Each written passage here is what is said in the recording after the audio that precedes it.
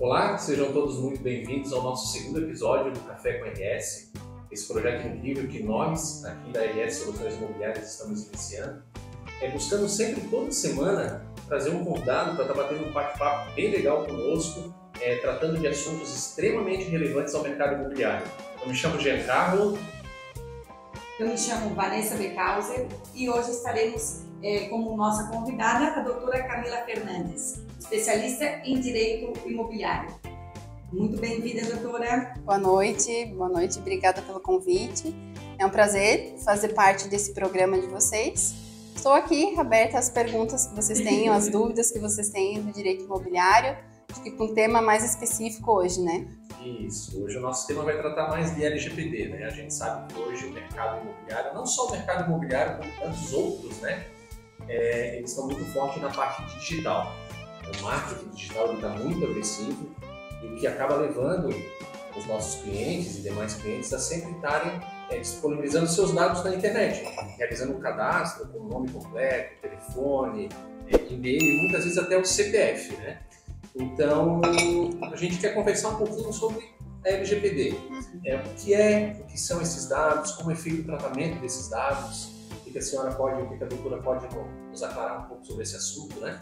Perfeito, vamos lá para o que é LGPD, né? Isso. LGPD é uma sigla que muitas vezes a gente confunde na prática, até os próprios advogados, as pessoas confundem a sigla, porque confunde com algumas outras siglas que nós temos aí na nossa vida cotidiana. Mas a LGPD significa Lei Geral de Proteção de Dados. É uma lei que ela veio para proteger os dados das pessoas físicas. Muitas pessoas acham que a lei ela previne também os dados das pessoas jurídicas, mas não. A lei ela fala dos dados de pessoas naturais, então são os dados de pessoas físicas.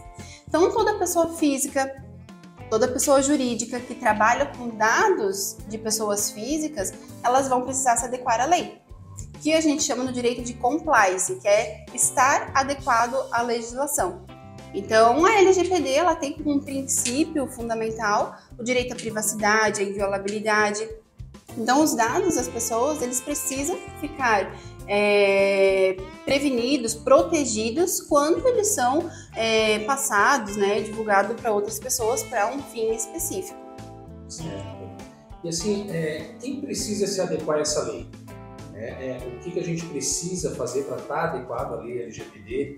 Como provar que nós estamos adequados a essa lei e no caso de não adequamento, descumprimento da lei, quem seria o responsável por isso? Ele vai ser penalizado, né? Porque até onde a gente sabe, a multa é um valor até bem expressivo, né? A multa ela é bem salgadinha, ela é 2% do faturamento anual da empresa e pode chegar aí a um teto de até 50 milhões. Então, tem que ter uma cautela realmente que o valor é bem expressivo. Mas quem que precisa se adequar à lei? Como eu disse, a LGPD ela é uma lei que trata dos dados das pessoas físicas, não das pessoas jurídicas. Então, toda pessoa física ou jurídica, seja jurídica de direito público ou de direito privado, ela vai precisar se adequar à lei. Então, por exemplo, um médico que coleta dados do seu cliente, ele vai precisar se adequar à lei. Um advogado, eu, por exemplo, coleto dados dos meus clientes, eu vou precisar me adequar à lei, preciso estar adequado à lei. Um corretor de imóveis. Já vale para nós, né? Para a nossa área de corretor de imóveis. Para a área de corretor de imóveis, principalmente, porque vocês, corretores de imóveis, vocês trabalham muito com dados de clientes, né? Vocês precisam pegar os dados deles para elaboração de contratos. Tem uma questão também, eu não sei se a imobiliária de vocês tem um jurídico, mas, por exemplo, eu trabalho com assessoria jurídica. Então, os meus clientes corretores de imóveis, eu elaboro os contratos para eles. Então, eles transmitem os dados dos clientes dele para mim, para o jurídico. Então, esses corretores de imóveis que têm um jurídico, eles precisam informar o cliente deles, que eles vão estar transmitindo esses dados para o jurídico, e o cliente precisa consentir com isso, porque senão pode ser uma violação aí da lei. Então, todas as pessoas físicas, jurídicas, que trabalhar com dados de pessoas físicas vão precisar se adequar à lei. Esse consentimento do cliente ele pode ser feito como? Uma mensagem pelo WhatsApp? Uma mensagem pelo WhatsApp, um e-mail por escrito. Eu sempre aconselho os meus clientes a fazerem já dentro da proposta ou dentro do contrato de intermediação. Ali já coloca uma cláusula desde o momento da captação do imóvel até o momento da proposta, tanto o comprador quanto o proprietário já estão consentindo que os dados deles sejam compartilhados. Então, para o ramo da corretagem, acho que o ideal é fazer isso. No que você consente que eu passe o teu dado para o meu jurídico. E pode acontecer de você também ter que transmitir o dado do teu cliente para um financiamento bancário ou para uma contabilidade, enfim, né? Tem vários casos que pode acontecer para que o negócio aconteça, você ter que compartilhar os dados. Então é importante já fazer isso lá desde o início, já faz no contrato, já está a imobiliária protegida, digamos assim, na questão do consentimento do cliente, né? E se o cliente quiser denunciar, para onde é que ele denuncia que os dados dele, se acontece alguma coisa assim? Aí tem um lugar específico, né, que coleta essa denúncia, mas ela pode ser feita por responsabilidade civil também, dentro do Código Civil, para indenização por prejuízo que a pessoa teve. Por exemplo, nós tivemos a primeira empresa que foi condenada pela LGPD, que foi a Cyrela, quando entrou em vigência a lei. É uma construtora, e essa construtora ela tem os corretores de imóveis que vendem os imóveis. E um corretor de imóveis, ele compartilhou um contato da cliente dele, da compradora, que comprou um apartamento, para uma empresa de decoração. E ela se sentiu lesada, ela não queria que o telefone dela fosse compartilhado sem o consentimento dela. Então, ela entrou com ação contra a Cyrela, né, por conta desse compartilhamento desse dado, e a empresa foi condenada. Então, é uma questão aí realmente de responsabilidade civil, e ela acabou ganhando indenização porque entrou pelo Código Civil pedindo indenização de responsabilidade civil do corretor e da empresa. Até porque muitos dos imóveis, no geral, quando a gente tem pauta, muitas imobiliárias vêm, são até imóveis de um valor agregado considerável. Vamos pegar aí imóveis de alto luxo, de 30, de 40 milhões. Muitas vezes o proprietário não quer divulgar, não quer que saiba que foi ele que comprou, ele já tem o fornecedor de material dele, ele já tem. Então a gente tem que ter esse cuidado, né? Justamente, tem que ter esse cuidado porque, como a gente disse, a penalidade ela é bem expressiva. E aí, além da multa, nós temos que ver a responsabilidade civil dentro do Código Civil. Qual o tamanho do dano que trouxe para a pessoa? Porque o que eu me senti de lesada de compartilhar um dado meu pode não ser o mesmo que o que você sentiu de lesão. Então, justamente, então isso vai ser discutido dentro de um processo judicial de responsabilidade civil para mensurar também o dano civil que a pessoa teve pelo compartilhamento do dado, né? Isso não, muitas vezes só os dados, né? Às vezes uma foto, né? Uma foto do cliente. Eu aqui tenho corretores que gostam de bater foto do cliente depois que faz o fechamento e tudo mais. Alguns clientes não querem que compartilhe essa Isso foto. É bem importante, porque tem a LGPD, Lei Geral de Proteção de Dados, mas o que é dados? Pois é. Né? As pessoas ficam, o que é dados? Tá, Camila, mas o que eu não posso compartilhar? O que a lei diz que são dados? A lei ela não fala, ela não é taxativa em dizer que o RG, o CPF, o telefone é um dado. O que a lei diz? A lei ela fala que toda informação que de alguma forma possa identificar o indivíduo, direto ou indiretamente, entra na LGPD. Então, isso vai ficar muito abrangente para o judiciário, a interpretação vai ser do judiciário. Hoje, para nós, é tudo novo, então a gente não tem decisões. Nós temos o caso da Cyrela, que foi condenado, que é essa que eu falei. Então, a gente já sabe que o dado telefone não pode ser compartilhado sem consentimento, porque já tem um entendimento jurisprudencial. Mas como a lei não é taxativa em dizer o que é dados, vai ficar muito abrangente. Que é uma forma indireta de eu identificar o indivíduo. Fotos,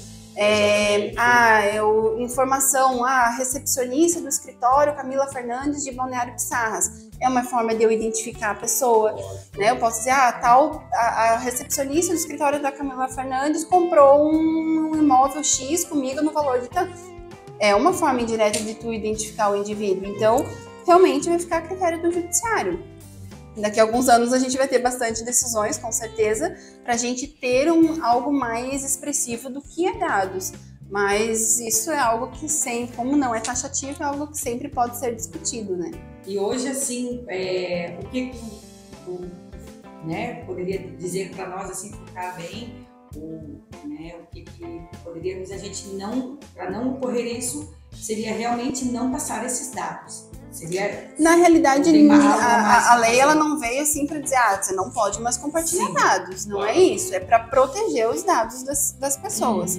Então, primeiro é um consentimento. Eu vejo que o consentimento da pessoa é o primeiro ponto, porque se ela consentiu que você transmite os dados, que você faça a transmissão dos dados, ok, sem problema nenhum. Como que ela vai pedir indenização se ela consentiu? Né? Como que a empresa ela pode ser responsabilizada? Se ela não tiver um plano de adequação, de estar adequada à legislação, de como que ela faz a coleta dos dados, de como que ela armazena os dados, de como ela descarta os dados, porque por a gente estar no meio digital, a gente acha que é só digital, só, né, o que vem pelo WhatsApp, por e-mail, mas não, dados físicos também. Às vezes a pessoa chega aqui, você tira uma cópia do documento dela. Mas ficou meio ruim ali a imagem, eu vou amassar, jogar no lixo. Se esse dado, o CPF dela, passou alguém, pegou no lixo, identificar que veio do lixo da imobiliária, pode ser caracterizado uma forma de vazamento de dados. Então não é só digital, tem que cuidar com a forma de descarte também dos documentos físicos. Vai descartar uma cópia de um RG, tritura para que não seja realmente possível de verificar quais são os dados daquela pessoa. Um contrato, às vezes você imprime um contrato ou você imprime um contrato e tá ali, não ficou bem impresso, ficou torto. Vamos jogar isso aqui e imprimir uma via nova para o cliente assinar bem bonitinho. Tem que cuidar com esse descarte também do contrato, né? Então, são meios físicos e meios digitais. Coleta, armazenamento e descarte. Importante. Isso. Tem a questão da transmissão também, porque, por exemplo, assim, a imobiliária, ela vai... O nome, pessoa jurídica que vai utilizar para essa coleta dos dados vai ser a imobiliária. Certo. O cliente é da imobiliária.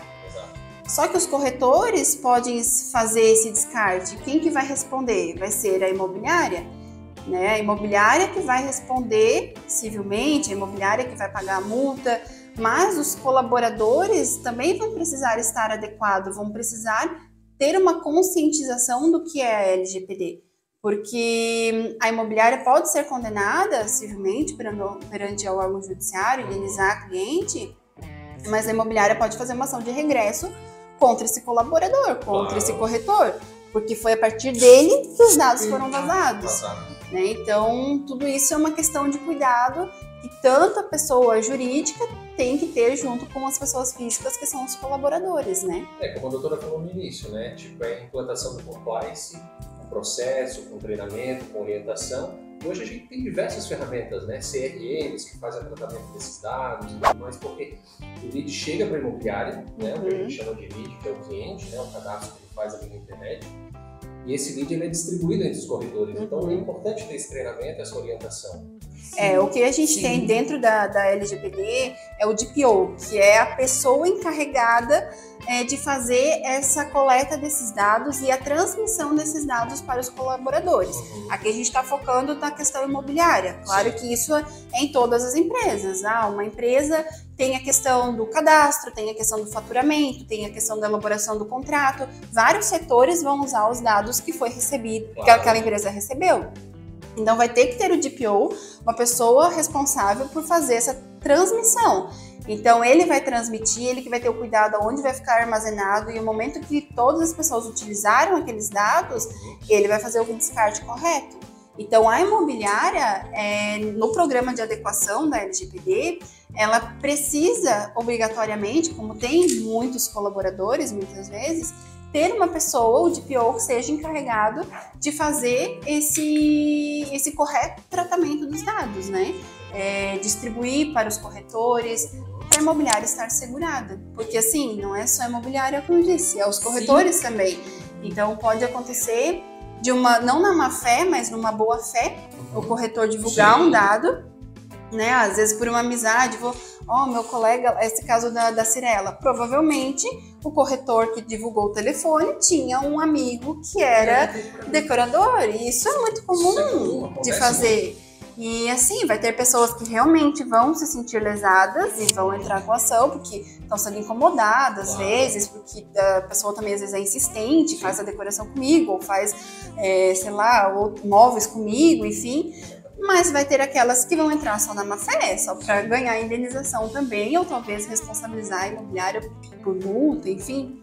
Então tem gente, pessoas e pessoas. Por isso que é bom ter um registro, alguma coisa que comprove que não, realmente ela me autorizou, eu passei a informação. Justamente. Seja uma mensagem pro WhatsApp, né? Tem a questão também da empresa. Quando eu falo empresa, é tanto pessoa física quanto jurídica, porque por exemplo, o corretor autônomo que pega dados, ele também pode ser responsabilizado. Claro. Né? Não é só a imobiliária, então qualquer pessoa física ou pessoa jurídica. Então o corretor trabalha sozinho, ele também vai ter que ter esse plano de adequação, ele também vai ter que estar adequado, ele também vai ter que ter esse programa para fazer uma coleta de dados correta, um armazenamento correto de dados, um descarte correto. O importante, então, é a adequação, né, de todos, né? Tanto Justamente. dos funcionários, da empresa. É se adequar à lei, realmente fazer um correto tratamento dos dados, para que não tenha nenhum problema aí com uma multa salgadinha dessas, né? Não, claro que isso é mensurado o valor de acordo com um caso, enfim, né? Veja esse caso que eu dei de exemplo da Cirela, que foi o que ficou marcado pra gente, que foi a primeira, a indenização foi de R$10.000, mas talvez R$10.000 quase foi a comissão que o corretor recebeu. Eu não sei o valor do imóvel, mas 20, 30, 40 mil de comissão, teve que pagar 10 mil de indenização. E quer pagar isso, né? E ninguém gosta de aprender na dor, né? Mas infelizmente é assim. A gente acaba aprendendo assim, né?